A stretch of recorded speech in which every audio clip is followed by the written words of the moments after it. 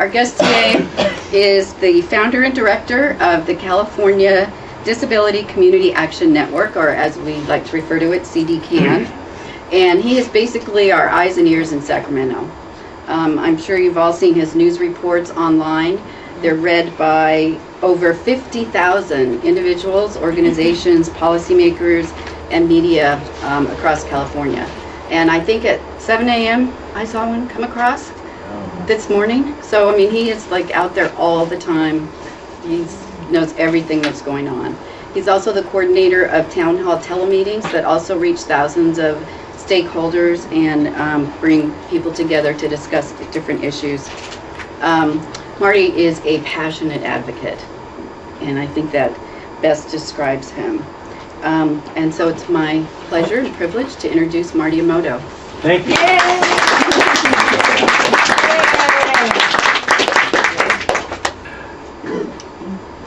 So this is a CDCAN presentation on a different approach to advocacy, not necessarily a new approach. Some of the stuff you would have heard before, but we're trying to bring it all together, and I've called it accountability with action. And just a note, to receive CDCAN reports, if you haven't received them or you want to, or maybe you don't want to receive them, and you can send me a little note saying, get me off your list. Ever so often I get one of those too. And I tell Stephen, no, I'm not taking you off. He begs, I say no. You can send it to me, Marty Omoto at rcip.com, or you can go to the CDCAN website at www.cdcan.us. And some announcements before I go into the presentation. There's an audio recording of the town hall telemeeting that we did last week. It will be loaded on the CDCAN site. I've been having some difficulty in doing that. I haven't had the time, but it will be loaded hopefully sometime later today. And it's a complete recording of that town hall. And you can listen to it, like I'm sure you're anxious to, and you can download it and listen to it during the weekend and just really, you know. But it's a good recording, and it's good to listen to the director of the department talk about the issues that are really critical to us. And a lot of people ask questions. And we'll be doing more CDCAN town halls because there's so many issues that people are worried about that we need to get information out. And we'll be doing one on in-home supportive services. We'll be doing ones especially focusing on early start and prevention programs, and actually I'll have probably Joan and a few others to join me as co-hosts. And we'll have the directors of the departments on those town halls along with other senior officials from the administration. It's important for people in the communities to be able to ask questions directly of the policymakers on how they're going to implement these programs. We're going to do one on Medi-Cal, special ed, transportation, housing, and more. We've been doing these town halls since 2003. Since then, thousands and thousands of people have participated.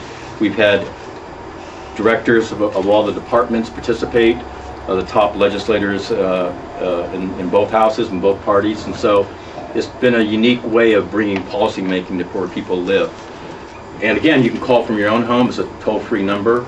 Originally, way back in 2003, we required people to go to locations, and we knew it was very hard for people who were in nursing homes or who had transportation problems. So we decided to let people just call in from wherever they do. The last town hall that we did featuring Terry Del Godillo, we had over 700 people dial in, and it killed us actually in terms of the paying for that. But it was really important. I know, success, right? Also beginning in October, and actually Steve is going to be helping me with this. Maybe, well, he kind of alluded that he would be helping me with this. I don't know if you can translate that actually. But beginning in October, maybe sooner, if I work my way down here again, we're going to be doing monthly conference calls on this new training. And hopefully, if I can work with Steve on this, we'll have some video. What do you call this thing? The video? Camtasia. Which is like Fantasia, only without Walt Disney. So. Now I'm going, before I go into my presentation, I want you to know that first of all, I became an advocate. Like many of you, you came into it for personal reasons. And it could be because of your own self, because you have a disability and you cared about the issue, or you have a friend who has a disability, or you have a family member.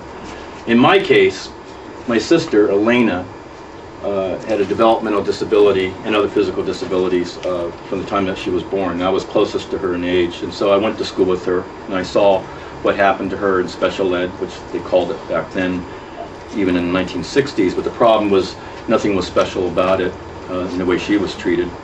I saw things as a sibling, as a brother, that the parents wouldn't see because they wouldn't hide it from me. And you know, she was forced to clean bathrooms in front of the school with a mop and a dirty rag, and while people were laughing, and I remember seeing that. You know, on the day that, up until that point, I looked up to her. She was my older sister, and I loved her and thought, you know, I just looked up to her, and to see that happen, and to have her know that I saw that happen was the most awful thing that I can think of. And so I tell people on that day was when my advocacy began, because up until then, my family treated her with respect. My family, no one taught my mother and father about inclusion. They just did it naturally. But it's one thing, and all of you have gone through this, is that the outside world can be very cruel and brutal, and then when you come in contact with the outside world, you realize that it's not necessarily a friendly place, and that's why we have to become advocates. So I became an advocate because of my sister, and you know, from that point forward. And my other sister, both sisters passed away, and the reason I'm mentioning that is because they passed away within 2 years of each other. My older sister died first, and then 2 years later my younger sister died after that, and unexpectedly, and she left a child with special needs as well. I mention it because it's not so much that I want people to feel sorry for me. Anybody who has lost a person in their life knows that that's not a feeling that's going to mean anything when you lose people that you care about. Well, the reason I'm mentioning that is because a lot of you are coming in contact with people, or maybe it's something that you're going through yourself, who are having enormous difficult times now, or they're scared, or they're realizing that these latest round of budget cuts are so devastating that they're either losing services, losing their jobs, losing all the hope that's attached to those things. And I want people to know that each of us somehow can get through this in some way. I never thought I could get through losing one sister. I never thought it was possible to get through losing two within 2 years. But I'm here today. And so I think one thing to remember is that sometimes we have no choice but to survive, and sometimes we have no choice but to keep fighting on. And I keep my sister's memories alive by being here and knowing that their lives meant something. And just like the lives that of people that you work with mean something. And so that's a way of connecting all of us together, knowing that no matter what hardships we face, we somehow will have to get through this, and we will. And it's not just my sisters, it's other people who have been important in our lives, who have done work in some way that maybe you may not know them. Donald Roberts was a member of the Olmsted Committee, good friend of mine, but some of you may have known him. He is with People First of California. He was a officer. There's actually, his wife is actually Chrissy, right there, was also a leader in People First. They got married a couple of years ago, and actually he graduated from Partners in Policy Making last year. I was actually helped with the training put on by Arc California and a coalition of other groups. And he died last January, unexpectedly. So I bring his picture along with pictures of other people who have passed away in recent years, whose lives matter. And I think when we talk about the training and the need and the importance of not giving up and the importance of advocacy, is to remember that lives matter. And also to remember that the work of others mattered. Work of Shirley Klein, Warren Mattingly, Bob Roberts, actually is the head of the Independent Living Center in Marin County. Natasha Littletree, Aaron Demmett, who actually died at the age of 21. His father was a budget consultant in the Assembly. And Joan Lee was one of the leaders of the Gray Panthers in the state of California. And also paying tribute to public officials who actually made a difference in our lives And we have to remember that too as we do our advocacy. Obviously, Eunice Kennedy Shriver, but also obviously Senator Kennedy. And people who have influenced me, that's Dolores Huerta, one of the co-founders of the United Farm Workers. And that's actually me. Who's that? That's me. That's me. She actually didn't want to take a picture with me, but I so she grab. No, I really admire her because back in the 60s, for a woman, especially in the farm worker movement then, to be a leader and a co-founder and to be respected as she was, I have a tremendous admiration for her. And then other people I admire or I think influence our work or should influence our work, Robert Kennedy, Martin Luther King, and Cesar Chavez. And as we talk today and as we think about what we need to do is remember what Gandhi said, we must be the change that we wish to see in the world. We have to take responsibility in changing the world ourselves, and we can't continue the same way of advocacy and expect a different result.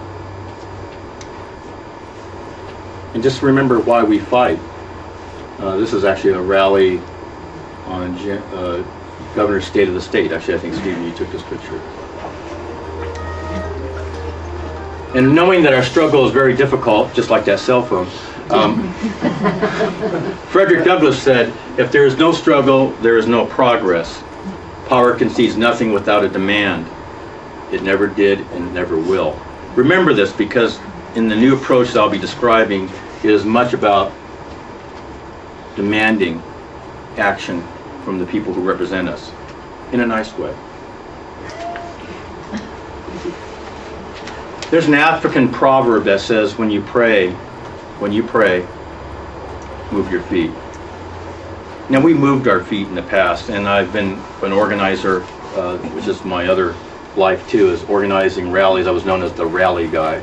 But some of you came to this rally back in December 2003. We had 5 days notice, and about 5,000 people showed up early Monday morning to go into a Senate budget hearing to fight what was then proposed to be the suspension of the Lanterman Act back in 2003. So you can see this audience. I'm sure, Barbara, you're in this crowd somewhere.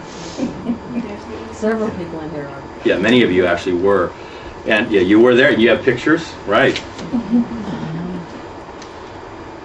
40 years ago, parents came to Sacramento, and many of you know this story.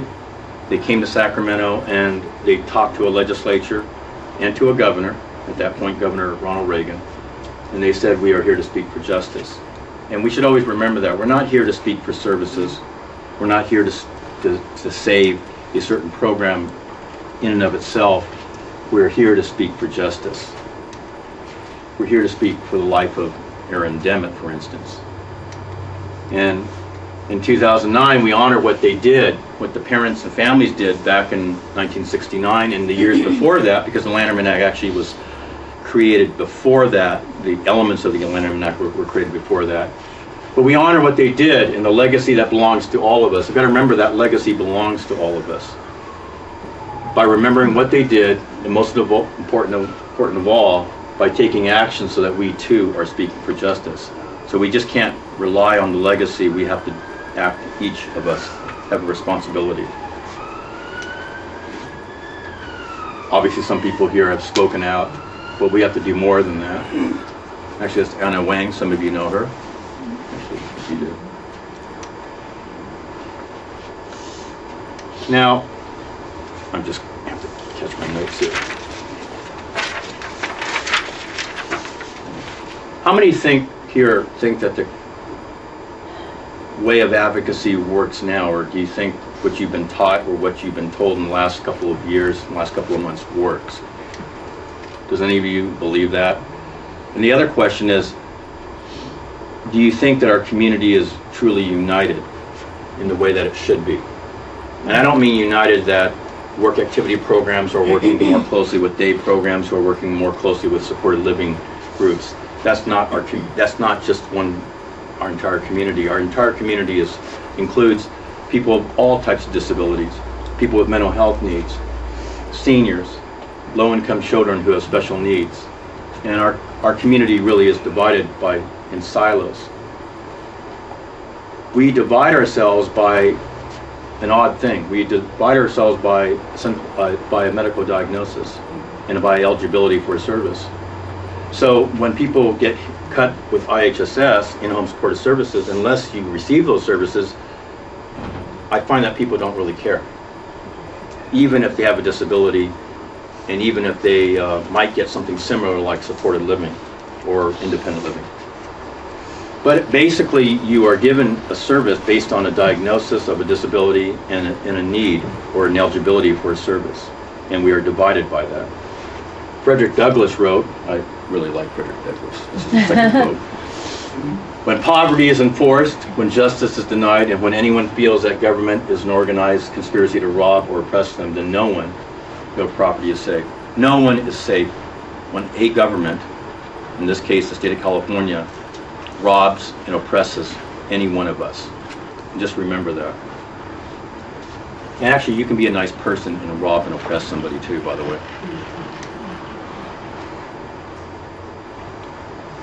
This is part of our community.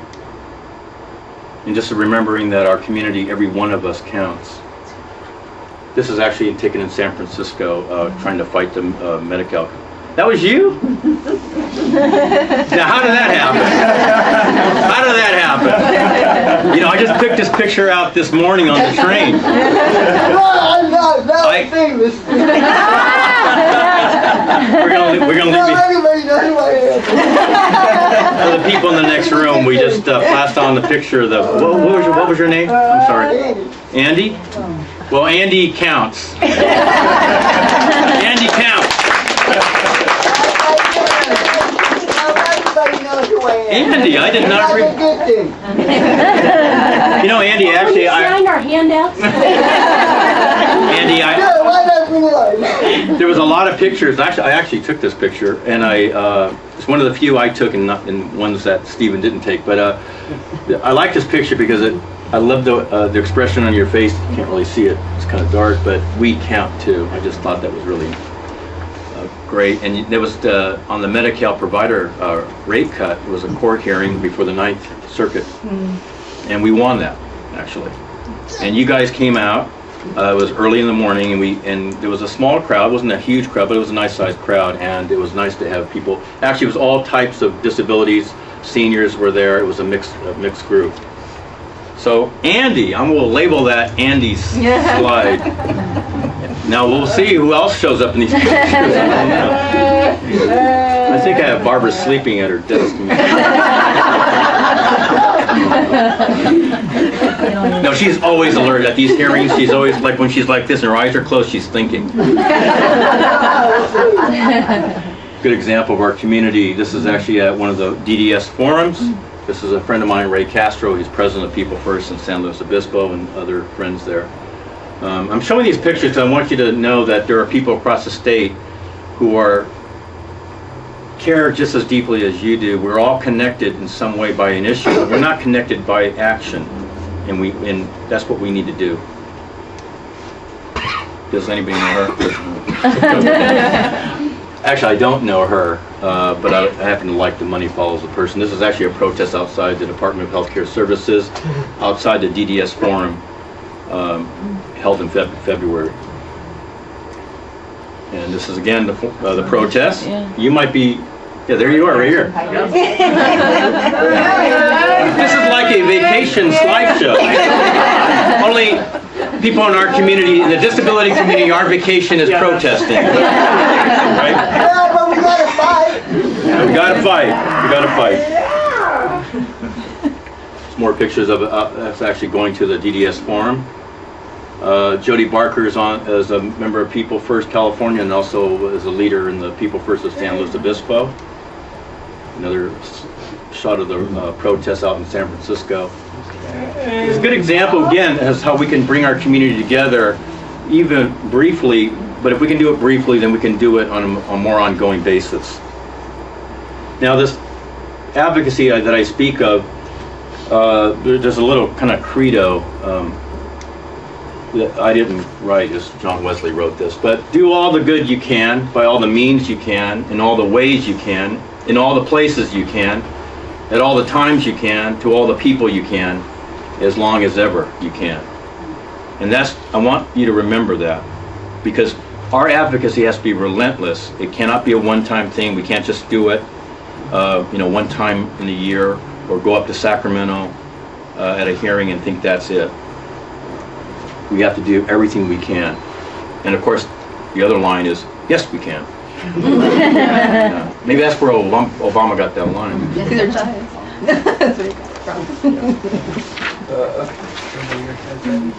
Well, we're going to take questions afterwards, right? So if you have any questions, or you don't know what I'm saying, just tilt your head in a way that says, what?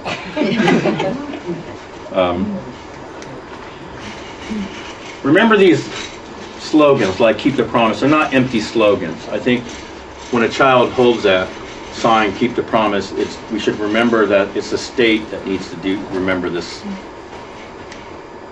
And our protests, our signs, actually is a message to the state of California, but also to our community to remind us of what our advocacy means.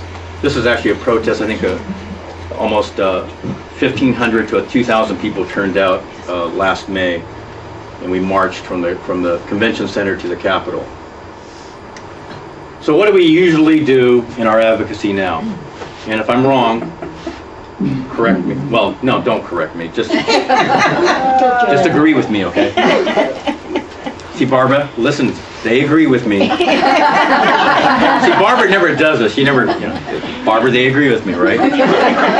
Your people agree with me. I should have held a briefing before. I know. And Barbara will hold a briefing afterwards. She will have her own slideshow saying, no, Marty was right here, he was wrong here, okay here. No. So what we usually do is we wait for the governor to propose a budget in January. We get upset when we see it, especially Barbara. We protest, maybe go to a hearing or protest out some office, and I think you've all done that. We write letters and we protest some more, and after they pass the budget, we repeat the process over and over and over and over and over. You know how many years we have been cut in budgets? People think that the legislators and the governor would like to think that it's like every year starts over and that's the first time we've been cut, right? I mean, they'll say you can't just say no more cuts because it's as if we've never been cut before. We've been cut every year since the late 2001. Every year. No other group, no other community, no other program has been cut as often in consecutive years as our community. And I'm talking about the disability community and specifically the community of people with developmental disabilities, but every year since 2001. That's two different governors too, by the way. The consequences of advocacy as usual, meaning it's not just that we were wasting time, but there's some serious consequences when we do the same thing and it doesn't change anything. And it's not to criticize the people who do the same thing year after year. You just may want to do something different. But the consequences for people, including infants and children, and we know this, and you know this more than other groups, the consequences on infants and children who desperately need services are put more and more at risk in health and safety. You know that more than anyone else. You also know that people's rights are threatened and diminished or completely taken away. It's not just the fact they lose in-home supportive services or lose supported living services that they might need. A person's right to live in a community is taken away. Remember that. It's not just the loss of service, it's the loss of a right. And we continue to lose if we do the same thing over and over. And we continue to lose and we continue to wonder why.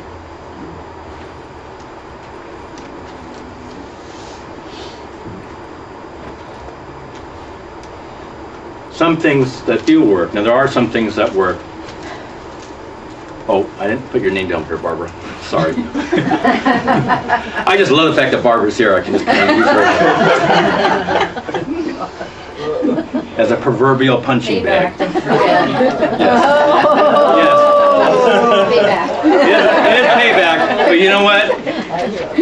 She will definitely have the last word, though. So I have the greatest admiration for Barbara too. But anyways, things that work.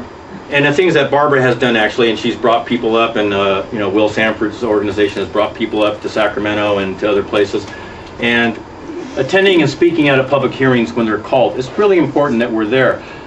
Many years ago, and it's not that I started it or anything, but there was a time when you would go to a hearing at the Capitol and nobody would be there. There might be a few providers, mostly lobbyists, no families, no people with disabilities. The room was empty. And I remember thinking, how can this be? I mean, these are devastating cuts. Even back in 2001, they were pretty bad, and yet our community wasn't there. And so we started bringing people to the Capitol. We thought there were large numbers then. It was like 40 or 50, and then it grew to a couple hundred, and eventually it grew to thousands. But the thing is, we need to be visible. We need to be visible, and so this is very important. So when I talk about the change in advocacy, it doesn't mean that we're not doing this. It means that we're doing the other things plus this. I'm kind of adding to your workload, sort of like what the state's doing to you. Get information out to your community. Now I do that, and I will continue to do that, to get word out, because I think our community hasn't been served by the state or by the counties in getting information out about things that impact them. Many of you have done that on your own through your alerts. Your Family Resource Center here does that. I think Rocio kind of does that. But we need to be better about that. Stephen does that with your trainings. I think that's one of the things that we're going to work on to get word out. But one thing our community lacks is getting good information. And we know that in this room you have probably access to information because you're here. But there are thousands and thousands and thousands of people who do not know what is happening. There's a giant wave that is going to hit a family whose child will no longer be eligible for any services. People are finding out when they get their letters from regional centers. Right. If they're reading it. I mean, the thing is that the assumption is made in a state of 36 million people that everyone knows what's going on. Of course, the legislature doesn't know what's going on, so why would the people that, when they vote on these major cuts, assume that the rest of California does? This is very important. The more we can do on this, the better. The more translated information, and I really applaud what you do here in terms of translating information. Anything I can do to help with that. We're trying to gear our town hall telemeetings, try to use language that can eventually be translated, and to have translators on our town halls. It's just that we're prohibited by cost right now, but that's why we're forcing people to talk in very easy terms, and that terms that can be translated. Because the other languages we need to translate is Chinese, Vietnamese, Hmong, and Japanese. No, there is a Japanese support group, and they only speak Japanese, and unfortunately, I really don't.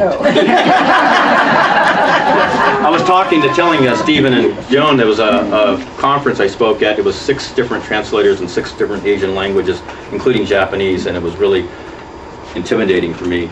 So I had to have fun, though. Every so often I would throw out a Japanese word, so the Japanese translator was kind of thrown off because she didn't know how to translate a Japanese word back into Japanese. Either that or my Japanese was so bad she couldn't recognize what I was saying.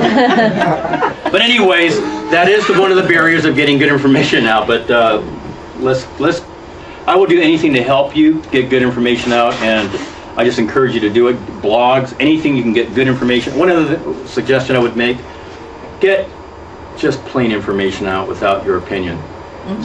There is too much information out there and it's too easy for someone to write an opinion about something. There's more blogs out there that just give their own opinion rather than just good information. Most of the stuff I write, even though some might accuse me of being slanted, I try to write it without giving my personal feelings about the issue. Every so often I write commentaries, but I find it's more important to get straight information out to people. And I do my own research. I look up stuff. I don't depend on someone else's alert. I look up information myself. So on a smaller scale, you can do this. And I'm only one avenue. I think you guys can help fill the gap locally.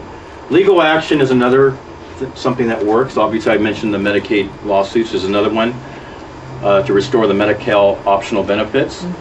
That will be filed today, the appeal to the Ninth Circuit Court. The Federal District Court in San Francisco turned us down, but we're hoping that the Ninth Circuit, which is the next court up, will overrule that court. That court has been very friendly to us because it overruled a lower court on the Medi-Cal provider rate cut twice. So we're hopeful for that, but legal action can really be helpful. It doesn't change, it's not the best way of advocacy to stop something, in terms of changing public policy. But when all else fails, this is really important. If you recall, there was also a lawsuit to stop the cut to in-home supportive service worker wages. And there may be a lawsuit that might stop the cuts to eligibility and services to in-home supportive services. We don't know if that's going to happen yet, but as you well know, or you should know, 100,000 people at some point in the fall, could be as early as October or could be as late as November, will lose all or some of their IHSS services. 100,000 people. Protests and rallies are very useful if they are timed at the right moment, at the right place, targeting the right people. I will say that most of the rallies that advocates do, except for me, tend to be just done without any relationship of why in terms of timing. And timing is very important because a protest by itself doesn't necessarily do much, but if you link it to a public hearing or some other event, you essentially made the rally or protest worth much more. A lot of people think that if you do a protest, you draw media attention, and that's the reason why you should do it. Has anybody seen this? What the San Francisco Chronicle looks like now? How thin it is? Does anybody read it anymore? Does anybody shell out $1 for that? You know, I usually wait till someone opens a little vending machine, and then I no, I don't do that. I did it today because I was short of cash, but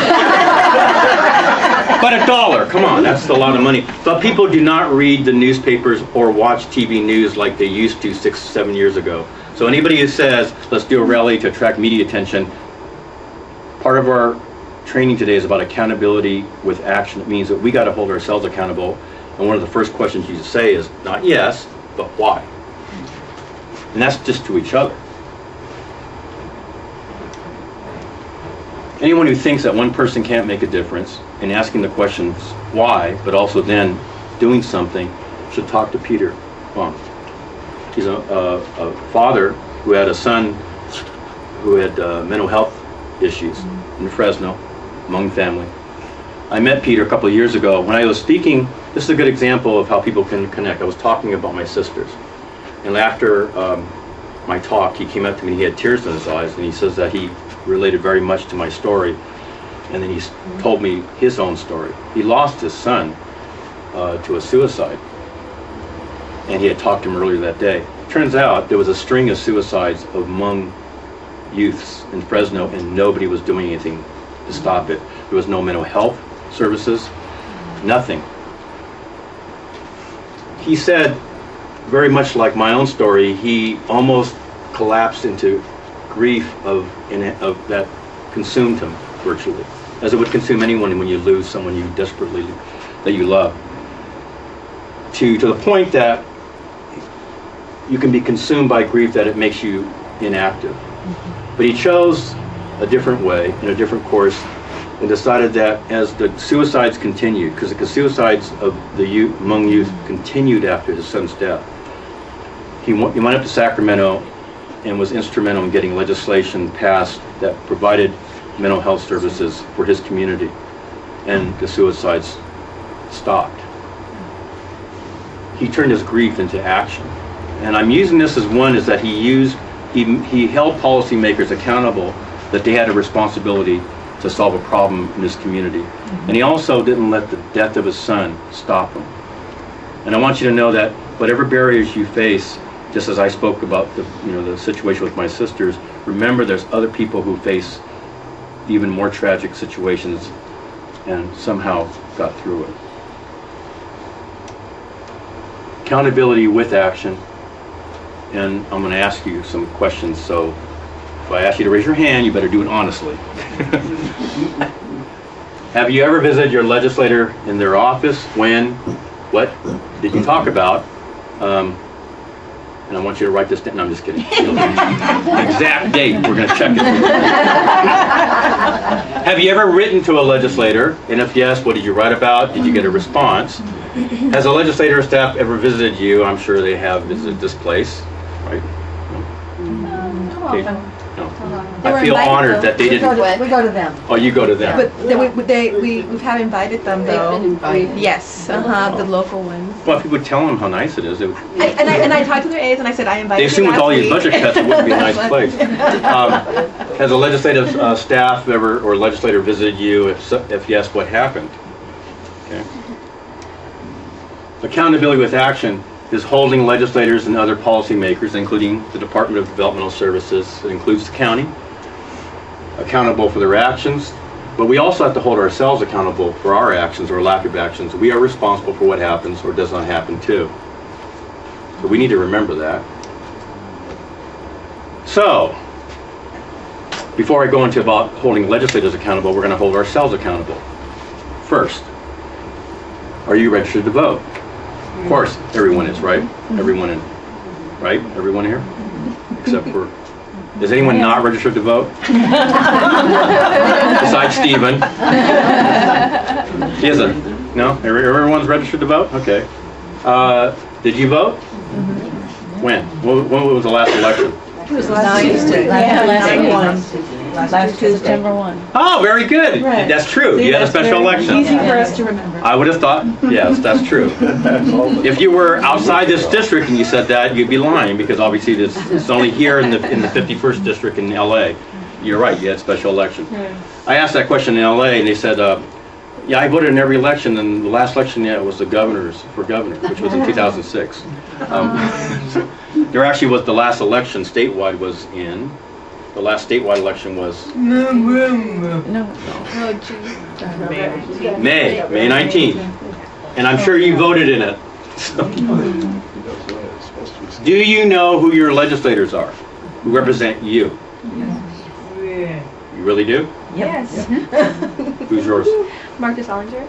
Who? Mark DeSalinger. Or that's my senator. DeSalia, yeah. Yes, Sonia. I know. Always gets You know what? When they always call gets- always when they gets call the his name in a roll, they don't know what they call him. Mark. And it's not easy to find his place, and it's not. And I told him that it's not user friendly. Right. With our Well, he was running for Congress too. He didn't win. Raise your hands. If you most of you know. Do you know who your legislator is? Because I will ask you. So just most of you. Some of you do. So 3 or 4, 5. So less than half this room knows Andy. Of course, Andy does. This is a really important question, because in terms of our accountability, it raises other issues about how effective we are if we don't know who our legislator is. Because if you don't know who your legislator is, then you don't know how your legislator voted, right? On the issues impacting you or your family or your community, this organization, or the people that you serve. You would have no idea because you don't know this. And if you don't know this, then why did you register to vote? And if you register to vote and you say you did vote and you don't know who your legislator is, how did you vote? I mean, what were you doing? Well, the reality is feel bad, because feel real bad. But also realize that most of California and most of America votes just like that, and actually they don't know their state legislators either. But we have to be different. So, to hold ourselves accountable, and we're trying to refine this training, so this is more of an overview, and we'll do more of a kind of a step-by-step training, which is why I'm going to be working with Steve on this. But the step 1 is to register to vote, if you're able to. And not everybody can register to vote. And if you're not, that's fine, because the legislator is still your representative, even if you cannot register to vote for whatever reasons. Step 2 is, though, find out who your legislators are. Everybody in this room, the next time I come here, which may be years from now, no, I will ask Joan or Barbara, you really, really need to know who your legislator is. Next time you're next second Tuesday, so that would be in October, you really should come back here, and every one of you, without exception, should know who your legislator is. Both of them. There's two state representatives and one person in Congress. Okay? That will be one of your assignments. That's really important. Now, how would you... We won't know Congress until November 2nd. Okay, you lucked out there. That's true. Though Mr. Garamendi would love it if you said it was going to be him. But you're absolutely right. You're right about that. But in terms of your two state legislators, you will know that. So it's really important that you. Now, how do you find that information out? They go online. Oh, it's Legislative.gov. It's in the paper once a week. You can call your county, Contra Costa County Register of Voters. Your phone book. Your phone book. Well, that will list your, some, it may list several legislators, but call your county Register of Voters. You give your street address and they'll tell you what district you live in. That's one way. There's other ways. Look at Arc. It's on the Arc California. Yeah, autism votes. Yeah, various groups have ways you can access that information, but there's ways to do that. When we get our training set up, we will actually have some examples of how you would find that out. This is really, really important, okay? Obviously, the other step is to vote when there's elections. And then the fourth is to hold your legislators accountable for information, their votes, implementation of changes in policy, budget cuts. Obviously, if you don't know this, you can't do step 4. You really, so we're actually, for many of you, you're stuck at step 2. Okay. It would be helpful. Do you have a website of where we can go to find voting history? Because most. Yeah, I'm putting that together, and I will actually have an example because people are, and actually, I sent out information about how people voted in this last budget on July 29th. Marty, maybe you should repeat the question for the other room, because I don't think they can hear. Me? Yeah. Well, you have to repeat the question so they How can do hear you it. find Oh, I'm sorry. How do you find out? The question was asked for the people in the other room. Sorry about that. Is how do you find out how people voted? And the legislative information system does have a does have a page about how they vote, but it's very hard to understand. I am setting something up on the CDCAN site that breaks it down by party. I'm actually going to break it down probably by individual legislator, because I think that's how people will identify it as opposed to districts. The other thing is I break it down by party too, but By initiative? and by key votes on the key bills. Right. Now the key votes this year are primarily the budget bills.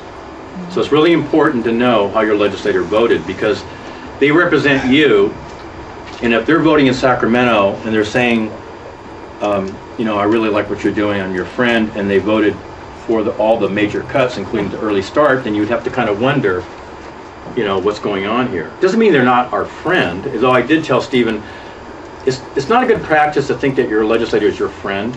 I mean, they're your representative. And if you want to be friends with them, fine, but they're your representative first. And we were saying the old line, if you want a friend, buy a dog. Actually, you don't have to buy a dog, just pet any dog. I mean, a legislator is your legislator, and don't ever confuse the relationship.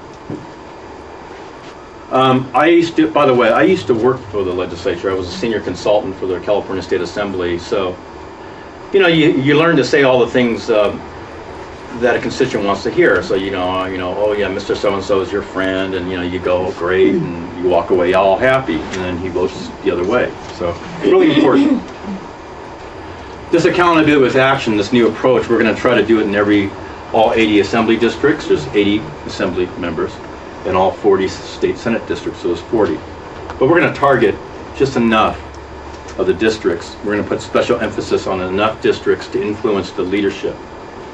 Let me explain what that means. Decisions are made by the leaders of both parties in both houses. Legislators may or may not have the freedom to vote the way they want on a budget issue if their vote is desperately needed. If they defy their leader, they could end up losing a membership on a committee or some other important function in the legislature. A few members have defied their leaders, though, and I will let you know who they are. But we'll target enough. Now, Democrats control the assembly with 50 votes. And so the leader, the assembly speaker, Karen Bass, is elected by a majority of the Democrats, majority of the 50.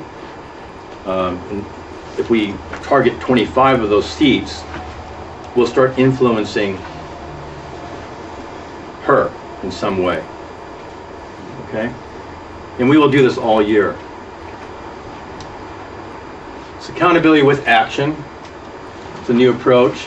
And some of these people represent you in Sacramento. Do you know how they voted on spending cuts and changes to eligibility to programs that impact your child, your family, your community. Anybody know who these two guys are? These are the two Republican leaders. Sam Blakeslee, Assemblyman Sam Blakeslee, the Assembly Republican leader, and Senate Republican leader Dennis Hollingsworth from Marietta down in Southern California. How about these two people? Daryl Steinberg and Karen Bass. Very good. Assembly Speaker Karen Bass and Senate President Pro Tem Daryl Steinberg, two Democratic leaders, right? Now you hear about them in the news a lot, and they represent you in a very general way, but they are not your representatives who represent you. This man, that's your guy, huh? Is he your guy? Our guy. Yeah. Well, he actually shaved his mustache off, so. But this is Mr. Tom Torres, a good man, actually a very decent guy. And he's your, for most of you, he's your assemblyman, right? I mean, okay, for some of you, right? And this man? Yeah, the trick is how to pronounce his last name, but this is Marty Omoto, former assemblyman and now state senator and former candidate for Congress. They switched, I guess. I don't know if this is. Yeah, they switched, right. Because one was, My guy switched too. and I decided to add a few other faces here because I know that you guys, some of you traveled, you know, from outside the district, out of their districts. Jared Huffman is in the Marin areas. I didn't really know how far your reach was, Barbara, because Barbara's empire keeps talking about her empire. I didn't know if your empire extended. It extends to Joan Buchanan's area. Well, Jared Huffman And Lonnie. is an assemblyman, a Democrat. These are actually all Democrats so far that I'm showing you.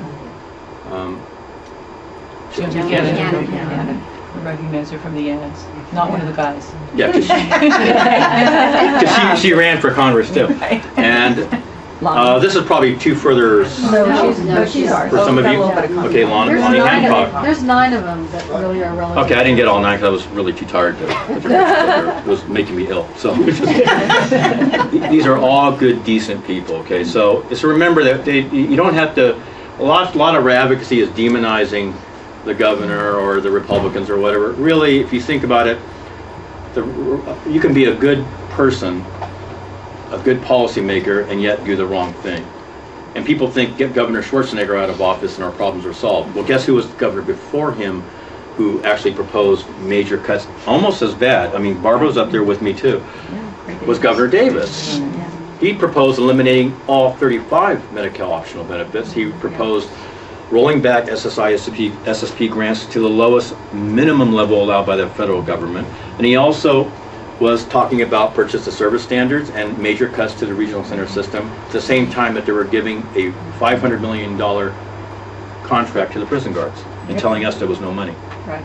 So remember, demonizing someone is not advocacy.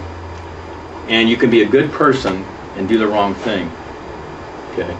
Not that I'm saying Lonnie Hancock is, because her husband's mayor of Berkeley, and I don't want to mess with that. So 2 measures of accountability in terms of the legislation. Now we went over how to hold us accountable, how they actually voted. So when they tell you that I like you guys or I really love, you know, whatever, and I know somebody, and all that is nice, but what ultimately is a measure of their performance representing you is how they voted. Now they can make an excuse of how they voted, but that's the only record. Okay? The other is how they actually help you in solving a problem, and this is going to be a powerful tool if we use it right in our advocacy. How did they vote? How do those people that I just showed you vote? Did I anybody imagine know? they fell into line behind their leaders. You- For the most part. Do you advocates imagine? Oh. I mean, you can imagine, you know, there's no heaven. Okay. You can imagine there's no possessions, but do you imagine how they vote? 'Cause we need to know, Work right? for us. Right.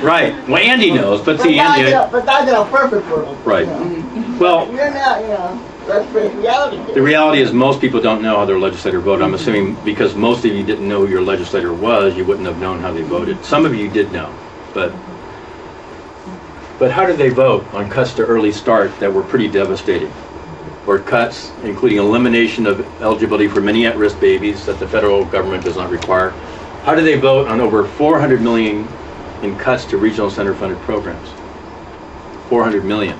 That doesn't include the federal matching funds, by the way. That's just this year. How do they vote? These are people representing you, and you're saying you have 9 legislators. How did they vote? They represented you in Sacramento. They cut $400 million. They made massive changes to Early Start that impacts a lot of at-risk babies and families.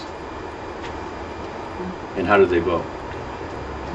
How do they vote on the elimination of the 9 Medi-Cal optional benefits? How do they vote on the rollback of in-home supportive service wages? How do they vote on the elimination or cutback of in-home supportive services to over 100,000 children and adults who need those services? Anybody know?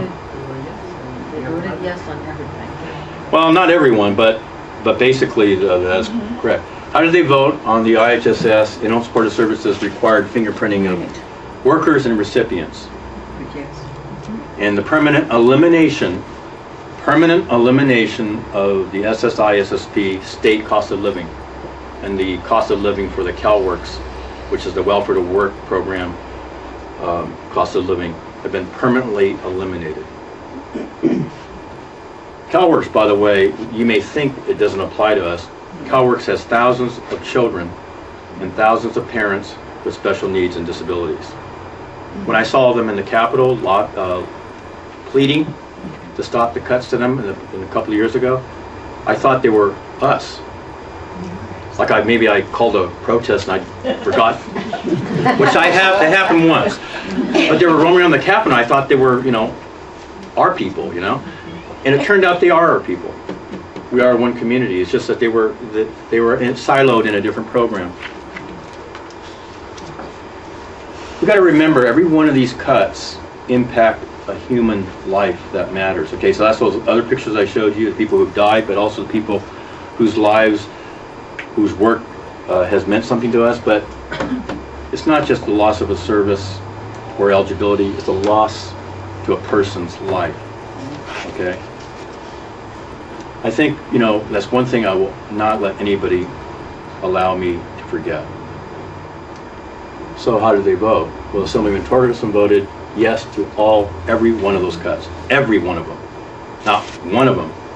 Does it make him a bad person? Well, you decide. But I'm just saying he did not vote no on any one of those cuts, except IHSS fingerprint. So that has to lead you to think, if he was able to make that distinction on one of those things as being wrong, then somewhere in his thought process, he should have been able to make that distinction, the cuts to Early Start, or the cuts to the regional centers, or the cuts to the other programs. I mean, if you're going to make an exception, then somehow something happened there. Now, the Saunier was kind of interesting, and I talked about this to Steve when we had breakfast. He voted yes to all the cuts in February when they did the original budget. The cuts to the regional centers, that's $100 million at that point, cuts to Medi-Cal, including the elimination of the 9 optional benefits, including the rollback of IHSS worker wages. But after, in July, when he was a candidate running for Congress, he voted no on everything. Now, that's just a coincidence. I wonder when you felt that kind of... No, I'm not saying he's a bad person. I'm just saying, remember that.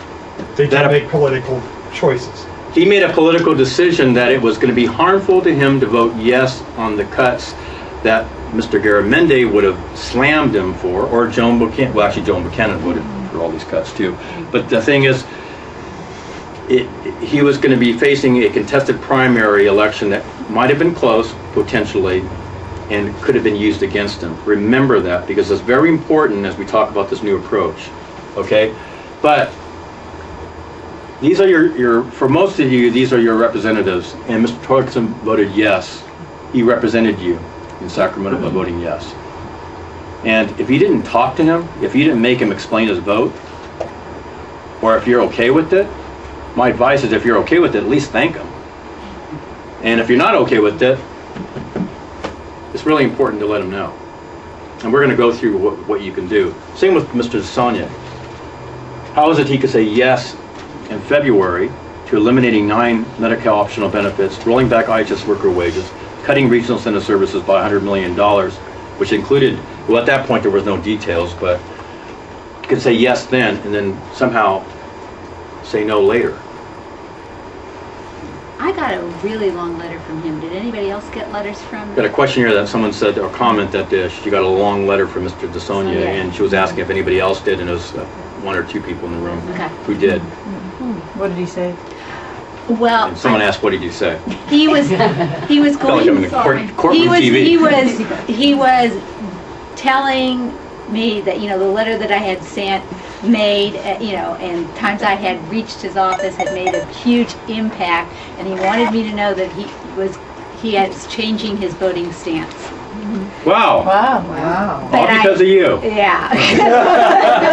Wasn't because of that. Wasn't because of that little pesky primary election, huh? I know. Yeah, that's actually a response that many legislators will say that your letter makes a difference. And I'm not saying it doesn't, but we'll talk about that. What can we do? What can we do? Now, we talked about our community protesting, but this picture here I'm just showing you is a mixed group, people with different types of disabilities, and that if we unite together, not necessarily always physically, but if we unite our action across the state, that's what I was talking about, it will make a difference. Here's a new approach. It's not, you know, I'm going to underline something. It's real important to realize this is not magic. Where you're actually looking at it and saying, well, that's not magic. No, but it's not magic, and there's a lot of training that goes behind it, because legislators and staff are trained or through experience to push you away or divert you or change the subject or make you talk, make you, you know, feel important and ask you to come away with a plan to solve the budget problem. So you'll end up doing that. You'll actually end up trying to do their job and thinking that you're doing yours by doing theirs. I work for the legislature, so I know that's exactly what they do. And it's not a trick, it's just what people do. It's human nature, right? We should make your legislator your own. It only works if it's your legislator. That's why going back to finding out who your legislator is so important. Because if you don't, this doesn't work if you go to Lonnie Hancock and she asks, well, where do you live? And say, I live in Antioch. And, you know, she doesn't represent that area. So it's really important. But make your legislator explain the cuts or policy changes in a bill to you. So the cuts in the budget or a policy change in the bill to you. Now normally, you've been trained in the past to tell them what the cuts will do to you or what the budget will do in terms of cuts, correct? Or if there's a bill, you will tell them what this bill will do, right? And I'm sure they're listening. They aren't. And you want the legislator to explain to you how it impacts your family, you or your family, or in the case of Barbara, your workers. So it's not just the families or the people with this, it's you as a provider, it's you as a family resource center person. You're going to ask questions that impact you as an individual. So this is very individualized advocacy. It's about what's important to you, okay? So if 5 of you go to visit a legislator, 5 of you may have different questions. Get them to help solve problems caused by the budget cuts and other legislation. Have any of you done that? I can tell you nobody has done that. So legislators, think about it. Every year, pass and approve cuts to regional centers, to IHSS, to all these other services, and never see the impact. They hear about it once a year at budget hearings, but guess what? Only a handful of legislators even are members of the budget subcommittees. By the time they even hear about it, it's on the floor. Or they get these letters that they claim they read, but honestly, they get so many letters, it doesn't have the impact. Get them to solve the problems when the budget is passed or before it's passed, get them to solve it. I was talking to Steve about this. The idea is to get them to solve a problem related to the budget or any other problem that you may have that requires them to come back with an answer or something, what I call deliverable, within 2 weeks. In other words, you're not going to say, solve system reform, provide me with answers to solve system reform, or you know, some general problem. You want to solve, if you have a problem of trying to find a replacement of one of the Medi-Cal optional benefits, you want to call them and say, what do I do? Who do I call? Now they're going to try to push back and say, well, contact the regional center. No, I need you to help me find a dentist or whoever it is that you need. I lost my IHSS services.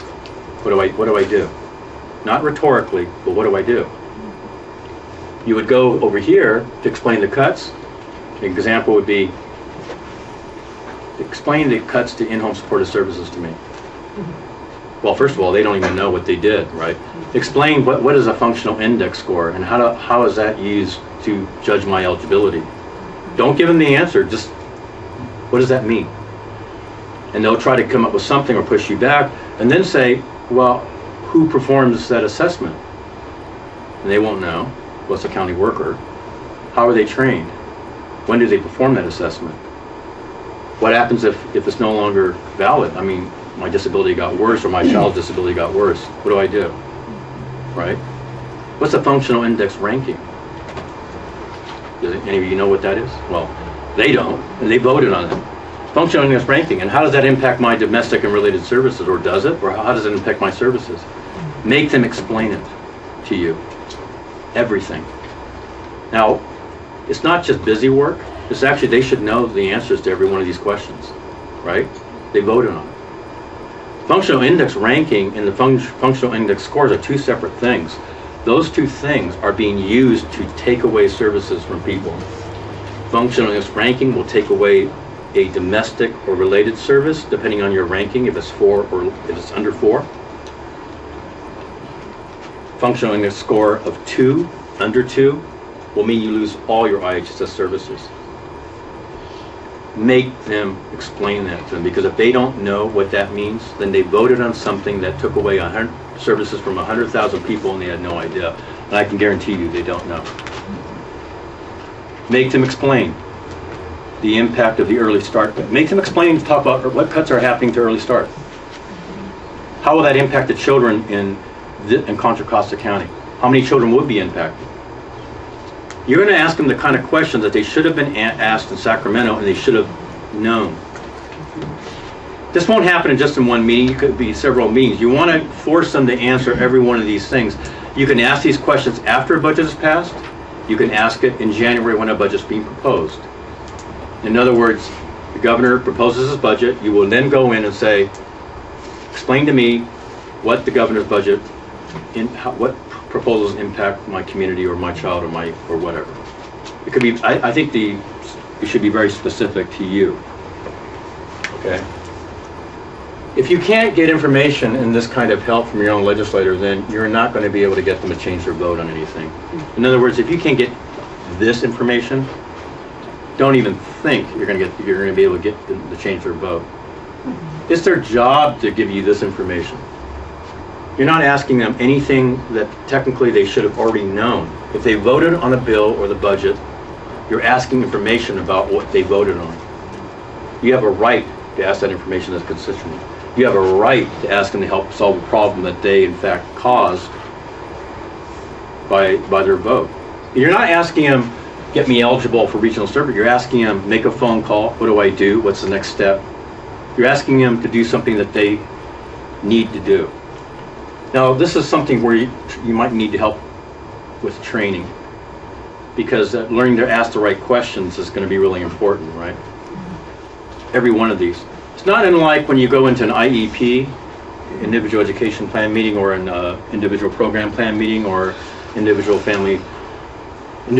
family service plan meeting. Any one of those, if you're trained properly to ask the right questions for services that your child needs or you need for yourself, you're not going to say, I want to become independent. Well, you could say that as a longer goal, but that's not going to be something that's going to be entered in as an immediate goal that you can see end up getting some kind of service or some kind of program that you need, correct? I want to be a writer and put that in your IPP, right? That you can put that as a long-term goal, but what is it that you need for this year to achieve that goal? Same thing when you talk to a legislator. You can say, obviously, there's a cut to the regional centers, but what is it that will get, let's say, a loss of one of the optional benefits, incontinence creams and washes that you desperately need, or you know that someone desperately needs? And how do you get those things? How do you replace that? Now, actually, regional centers are supposed to make up the difference in some of these, but what's the procedure? Make the legislators find out what that is and outline it to you. Now, why is that important? Their version of how reality is supposed to work is really important when you compare it and go back to the regional center. This is what Mr. DeSaulnier told us how it's supposed to work. And what if they don't do it? Well, then you go back to Mr. DeSaulnier and say, I went to the regional center, or I went to IHSS, and they said, no, that's not how it works. So, Mr. DeSaulnier, I need you to call them. Do you see? In a sense, you're using your legislator as one of your caseworkers, and they're not going to like it. Now, why is that important, though? They will be seeing firsthand the impact of these reductions. And it's not busy work, it's legitimate. It's legitimate. And by the way, when you're asking information for them to explain the budget to you, it is the best way for them to learn about the issue, because they have to explain it to you. They have to learn, right? Just like if any one of you are giving a presentation, right, you're going to prepare before you talk to your audience. Well, the legislature will have to learn to prepare too. Marty? Yeah. Okay. Actually, I'm almost done. And just remember why we need to do this change. And this is only an overview. There actually is our training modules to help you learn. I call it kind of verbal judo. You want to flip the verbal responses from the legislator or their staff back to your advantage, where it belongs. They represent you. They don't work for us, but they represent us.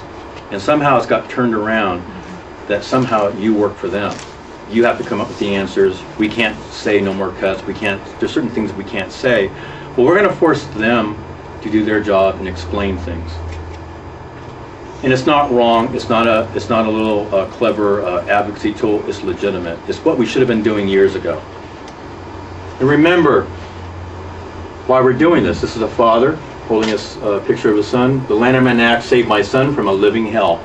It gave him back his future. He is a success story.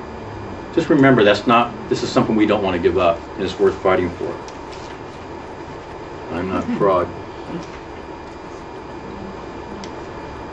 Yes, remember our history, our legacy, and the simple truth: we fight for lives that matter. Anybody knows who these two women are?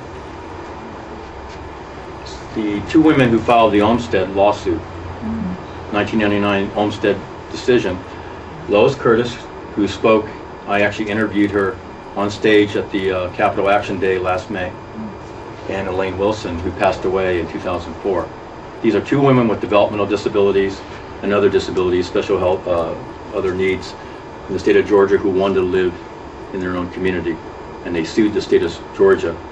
And the head of the Health and Human Services Agency was a man, state commissioner named Tommy Olmstead. So the lawsuit, unfortunately, was named after him for some reason.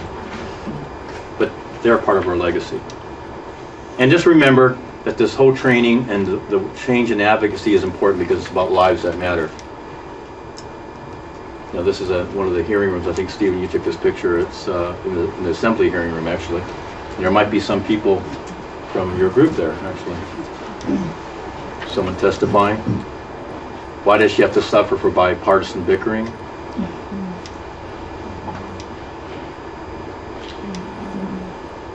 I just want you to look at these pictures because what reminds me when I speak to audiences like yours, but also I see pictures, it reminds me over and over that it's not about money or balancing a budget.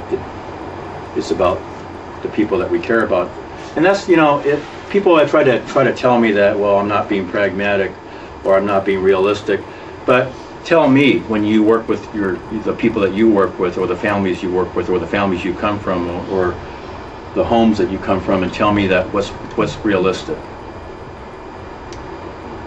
That's my sister, actually. She was in a work activity program. She held a workshop in Monterey. It's a protest that we did. So now I'll take questions on, and we will get through this. This is the big rally we did in December 2003. This new approach to advocacy, though, is, I hope you understand that it is different. It may seem like it's not different, but it actually is different. We're going to put responsibility on the legislators and the staff in the district not once, consistently throughout the year, and not just you, other people in the district. And again, we're going to target all 80, but we're going to, all 80, but we're going to actually concentrate on at least 25 in the Assembly and 15 or so in the State Senate. And over time, it will make a difference, and with the training that we'll have, I think it will help a lot. Steve? Marty, at the last march we had, I was with Betsy Cates, and I know we were standing around looking at the group, and one thing hit us, which is the group that was most affected, which are the folks with younger children, were not there. And I think the people that are going to be most affected by this, where you're looking for housing, attendant care, whatever, they're not there. How do we reach out to those folks? Well, remember when I said about the other parts of advocacy, we need to do is community outreach, and I think that's something we can't stop on. We got to reach out and keep reaching. And the other part of why this, I think, this different advocacy approach will work is because it's community-based. It's in your own community. You don't have to go to Sacramento.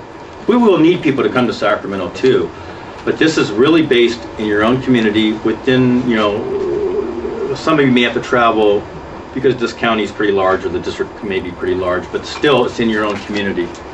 And if the family can't travel, then get someone who can help represent them. In other words, you can go there on behalf of a family in Oakley. Is that Oakley? Mm-hmm. Okay, Oakley. Which I have no idea where that is, but and I love Oakley too. It's one of my favorite places. But I do. I was telling Stephen before we got here, I wish you could show me where Oakley is. But let's say a family can't get here because it's hard to get here from Oakley, right? Because they don't want to leave. But get services in Oakley. Right. Yes. But let's say you were visiting Mr. Sonia or Mr. Torkson, and you would say, there's a family that can't be here, but they want to know how this budget impacts them. So explain it to me and I'll explain it to them. Or, better yet, in addition to that, let's say you're going to have your second Tuesday, third Tuesday, or Wednesday meeting. Second Tuesday. Or whatever. And oh, really? Yeah. And you would have someone go there to the legislature and say, explain the budget to me because I'm going to report this to a group of parents. In Oakland. Explain in Oakley, right? And you'll say, I know that place. Yeah. And then, but it's not. You got to remember, it's not just one group. It's going to be groups of people in the district and several districts across the state. And that's how you involve families. It's empowering because it's bringing up the issues that are important to them. The first basic question will be explain the budget and how it impacts my family, or my organization. Or or me as a worker, or me as a person with disability. Whatever it is, it should be personalized and it should be important to you. Not that different from an IEP or IPP or ISP. Is individualized to a point in making a policymaker respond to it. Did you want to get to questions or? Sure. We have about 5 minutes. What's your timing, Marty? Can you stay a little bit longer, maybe? Because this has just been an excellent presentation. I really want to Well, technically, it seemed like it worked. Yeah, I think it did. So we have time for, we have 5 minutes left, so we'll take questions for 5 minutes. And then if Marty wants to stay and there's still more questions, we'll keep going. And anyone who has to leave can sit out. Angela? If you repeat the question because we Yes. didn't listen the question. Right. She'll repeat it, or I'll repeat it. Yeah, you'll have to repeat the question. Okay. Okay. Heidi? Recently, I've been asked how get respite services for camp. You've been asked to get more Respite services Camp? for camp. No, you can't. Oh, you can't. Right. They've cut. Oh, you've been asked? You can't use it for camp. You've been trying to get respite services? Or is that your question? No. Not for yourself. Yeah. It's the same age. Oh, you not for yourself, but for other people who need respite services. How do I go about doing this? Well, one way in the approach Let's of... repeat the question, Marty. Heidi was asking about how there was some people who were asking her about respite services and how do they get respite services when there has been the budget cuts, right? No, you know what? I was at the same meeting with her. It's a specific issue. Oh, I'm sorry, Heidi. No longer can you use your respite hours that you used to be able to use them for summer camp or Right. camp through the year for your Right. child. They've Exactly. cut that now and said no respite hours can be used for any recreational or camp activity. So no longer, I know Heidi used to go every summer, meet Oh, I friends. see your question. A now. lot of Yeah. our daughters, our sons used to go, and which is really the only true respite we get, because it's also hard to find respite workers for just hour to hour at home. So a lot of them use the respite for camp, and they said no longer can you use So that. Heidi And that's was a big asking issue a for question Heidi. about respite For camp, how she could get that And changed. how could she get that changed? Trying to get Changed. together